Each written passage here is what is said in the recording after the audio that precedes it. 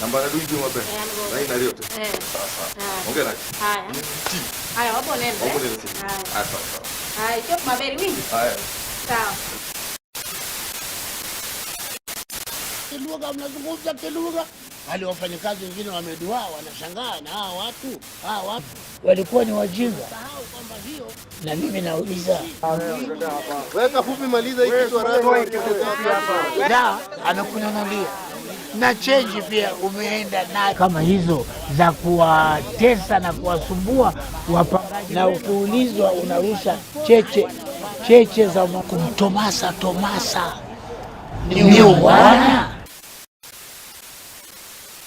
Je, huu ni Ungwana was a serialized show that ran in Kenyan and East African TV and radio for the better part of the 60s all the way roughly through to, well, probably last year. Je, huu ni Ungwana still going on? Still going on, Jeff. You said you had a show this morning. Yes, I had a show this morning. In fact, it goes on radio every day from 10 in the morning up to 10:30, and then on Saturday from 12:30 in the afternoon up to 1. Leonard, how long have you been doing this? How many years? I started this program way back in 1966. You can't believe it. For the past 58 years, and for about 30 minutes every other day, depending on what era of the show you existed in or what device you are tuned to the show on, be it TV or radio, your attention absolutely belonged to the powerful vocal narration of Leonard Mambo Mbotela. And yes, you say the whole name. Yes, Tom, every time. Giving you a fun, inside scenario here with a possibly life-changing life lesson and free piece of advice. For those who might be wondering, I was personally tuned to the show between the late 90s all the way through to the 2010s. And I know this because it always followed and preceded WCW's Monday Night Nitro and WWE's Monday Night Raw. Also, the reruns ran on Sunday afternoon, meaning that it also bookended Saturday Night SmackDown, which ran on Sundays. So for me, on those days I kinda got a double dose of entertainment. And if you do the math right, taking approximately 30 minutes out of every other day in a week for 58 years. You take your 33 and a third chance, minus my 25% chance, and you got an 8 1/3 chance of winning. But then you take my 75% chance of winning, and then add 66 and 2/3%. I got 141 and 2/3 chance of winning at sacrifice. The numbers don't lie. That amounts to a whole of a lot of time in 58 years, making this show the longest running show in Kenyan history. And it's still on up to this date. This day. Yeah. 56 years later. 56 years ago. Well done. Yeah. True legend. But before we can talk about this show, and more importantly, the man behind it, then I should probably make you understand what this show was exactly.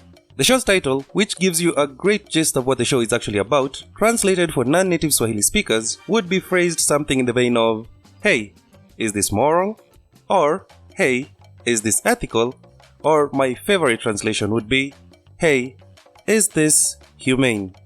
The show would paint you a very vivid picture of scenarios that you might come across or experience in your day-to-day goings-on, and, as if holding a mirror to you, depict, in honest truth, how we maneuver such occurrences without filtering how impolite, insufferable, and even inconsiderate we might be. This covered topics as varied and valuable as hustle, loyalty, and respect, to etiquette-based pieces in things as simple yet snobbed, like queuing and falling in line, greetings, clothing, and maintaining professionalism in the office, to security awareness in water, flyovers, police-citizen relations, and even relationship security, and in what I like to call PSA-like segments featuring the transport industry, tenancy, government duty, and the socially ingrained disease that is corruption.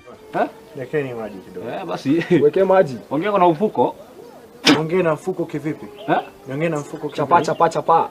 Sikiliza, tangu lini mwesikia na kujaga hapa kuchota maji na kulipia? Ni maji ya umma.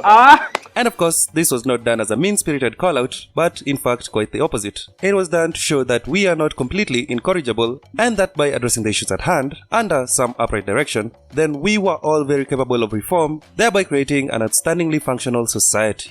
As a matter of fact, showing just how much good faith J, who ni Ungwana, held, can be seen in its categorization, which is listed as an educative, entertaining, and, get this, comedic show.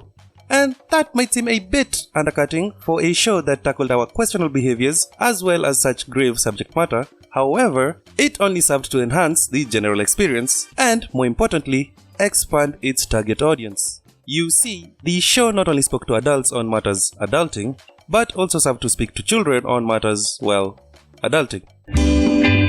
Je, huu ni Ungwana?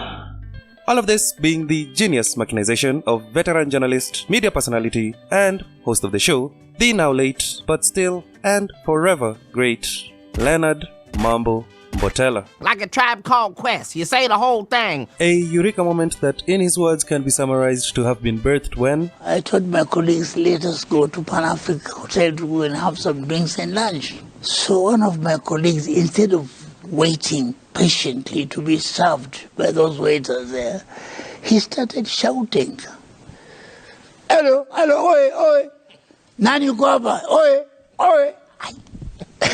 I went, what? I asked him, what are you doing, brother? What is this shouting about? Hii tabia gani bwana? Sasa unaona wakubwa wanatuangalia bwana. You just be patient, you'll be served. Wait for the waiter to come and serve you. He was very sorry. So from that day, Jeff, I started that program.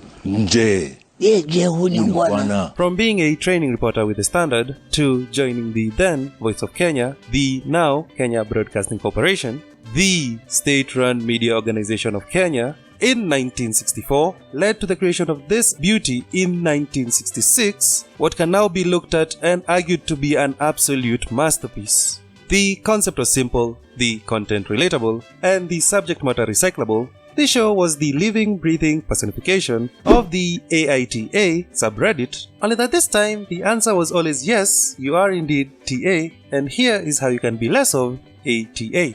Mchukulie kama binadamu, uwe na ule utu wa kibinadamu. With a level head, a well-intentioned heart, a wise thought to spare, a class command of diction in English and more importantly Swahili, and a deep gruff fatherly voice to boot, Leonard Mambo Mbotela almost transcended being a friendly voice of reason you heard over the TV or radio into becoming a collective cautionary conscience. The religious have WWJCD, basketballers WWMJD, Hollywood WWHWND, and East Africans had WW Leonard Mambo Mbotela D. Yes, please say the whole thing if you would. Yes, Tom, every time. Leonard Mambo Mbotela was, for East African Child and Adult Society, what a very friendly familiar neighbor was for American kids in the 60s. Spider-Man does whatever a spider can. No, not him, but let's be honest, very well could be. It's a beautiful day in this neighborhood, a beautiful day for a neighbor. Would you be mine? Yes, if you can at all remember watching Mr. Rogers' Neighborhood as a kid, or if you have come across an episode lately, then you can absolutely relate the same influential aura from these two men as their words, and at times actions, made a crucial impact on how we have approached life going forward. These floating voices, broadcast through the radio and TV waves, were the moral compass of entire generations in a world filled with social evils cause we live in a society where honor is a distant memory. And they are now voices that we no longer have. I'm sorry!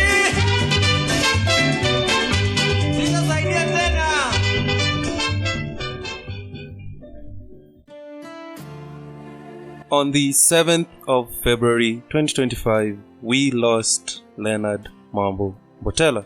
He breathed his last at 84 years of age, having given us more than 5 decades of his lifetime to educating us, to talking to us, to advising us, to entertaining us, to sharing laughs with us, shaping us over this guidebook, over this cheat sheet for how to go about a functional society. Je, huu ni Ungwana?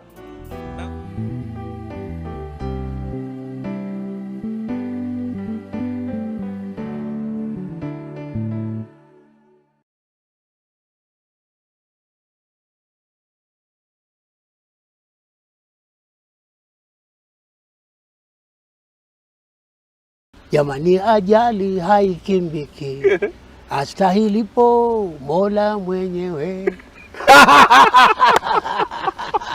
Now, I cannot speak for the entirety of the East African community. Hell, I dare not even speak for Kenya itself. But I can speak for myself. And there has kind of been a massive downturn in society, mostly emanating from the very top of society, the government. And the political stops there, cause this isn't exactly that kind of video. What it is a retrospective to one of the most influential shows, whether you remember it or you don't. And it doesn't even matter if you've never heard of it, especially locally, since the shift of other broadcasting options as well as the advent of the internet, thereby making KBC and most of their shows therein pretty much a drop in the sea of content. The show was still making a massive impact across all of East Africa.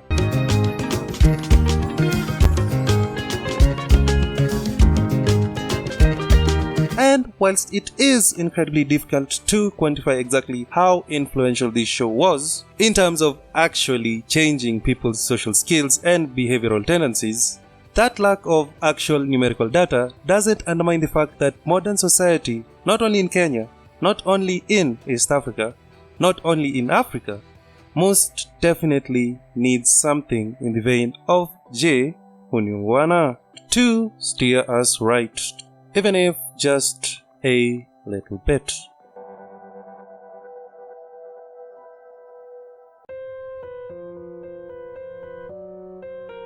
Now, I already had plans to make a video on this particular show way down the line, and somehow in my procrastination and prioritization process, I kind of failed to put this video out when hopefully it would have celebrated Leonard Mambo Mbotela when he was still with us. And I don't know, somehow in death he still kinda gave me a lesson on procrastination, so this man stays impacting lives. Also through the watching of the videos that I had to watch, that I wanted to watch before I made this video, you can tell that this great man still got it. So I would urge you, if you've never seen the show, or if it has been a while since you saw the last show, search it out, maybe even on YouTube, and just enjoy one or two or maybe all of the available episodes that you can enjoy, and hey, maybe even course correct along the way.